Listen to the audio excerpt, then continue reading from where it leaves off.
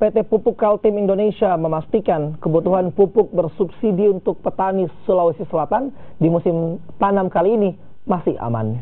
Persediaan pupuk saat ini telah mencapai 57.000 ton dan akan dilakukan penambahan sebanyak 27.000 ton pupuk. Kepala Pemasaran Pupuk Kaltim Wilayah Sulawesi Selatan, Slamet Sunardi mengatakan, ketersediaan pupuk untuk tahun ini aman.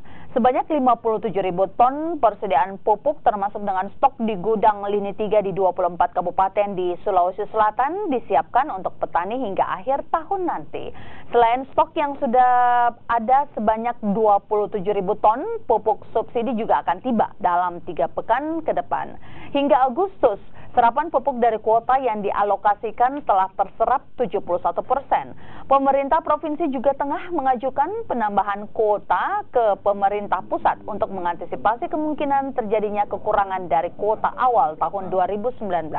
Isi nanti 28.000, kalau sudah 28.000 biasanya ngisi selama kurang lebih 6 sampai 7 hari isi.